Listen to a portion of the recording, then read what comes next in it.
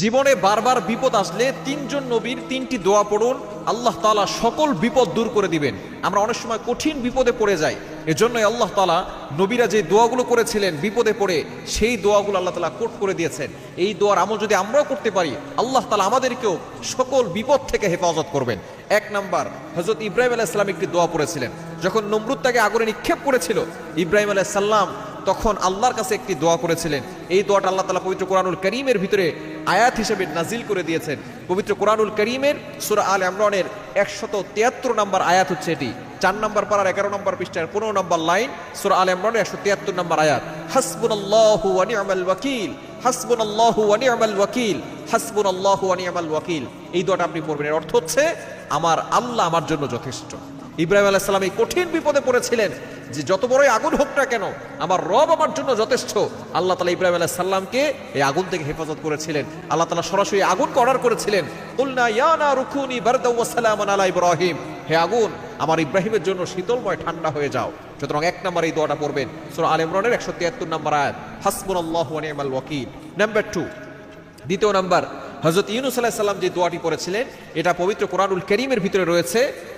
17 নম্বর পারার 8 নম্বর পৃষ্ঠার একেবারে 9-10 নম্বর লাইনের ভিতরে রয়েছে সূরা আম্বিয়ার 87 নম্বর আয়াতের একটি অংশ, লা ইলাহা ইল্লা আনতা সুবহানাকা ইন্নী কুনতু মিনাজ জালিমিন। হযরত ইউনূস আলাইহিস সালাম যখন কঠিন বিপদে পড়লেন, তিনটি অন্ধকারের ভিতরে পড়লেন। এক নাম্বার হচ্ছে রাতের অন্ধকার, দ্বিতীয় নাম্বার পানির নিচের অন্ধকার, তৃতীয় নাম্বার মাছের পেটের ভিতরের অন্ধকার। এই কঠিন অন্ধকারের ভিতরে যখন তিনি পড়লেন, তখন তিনি বুঝলেন এই বিপদ থেকে আমাকে আমার আল্লাহ ছাড়া কেউ বাঁচাতে পারবে না।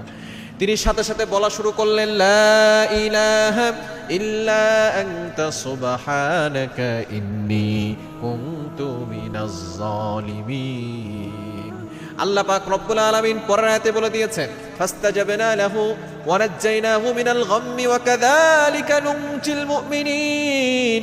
আমি আল্লাহ তাআলা হযরত ইউনূস আলাইহিস সালাম যে দোয়া করেছিল, এই দোয়ার বদৌলতে তার দুশ্চিন্তা দূর করে দিলাম এবং তাকে এই বিপদ থেকে হেফাজত করলাম, তাকে মুক্তি দিয়ে দিলাম। এজন্য আল্লাহর কাছে এই দোয়া পড়তে হবে বিপদের সময়। করতে পারবো তো ইনশাআল্লাহ। 3 নাম্বার হচ্ছে হযরত নূহ আলাইহিস সালাম যে দোয়াটা করেছিলেন, এটা পবিত্র কোরআনুল কারীমের 27 নম্বর পারার 8 নম্বর পৃষ্ঠার 6-7 নম্বর লাইনে রয়েছে, সূরা কমরের 10 নম্বর আয়াত, রব্বি ইন্নী মাগলুবুন ফান্তাসির। আয়াতটি হচ্ছে ফাদা রব্বাহু আন্নী মাগলুবুন ফান্তাসির। আপনি এটা এভাবে পড়তে পারেন, রব্বি ইন্নী মাগলুবুন ফান্তাসির। এভাবে যদি আপনি পড়েন, দেখবেন এই তিনটি দোয়া, তিনজন নবীর দোয়া আপনি পড়তে পারলে আল্লাহ পাক রব্বুল আলামিন সকল বিপদ থেকে আপনাকে হেফাজত করবে।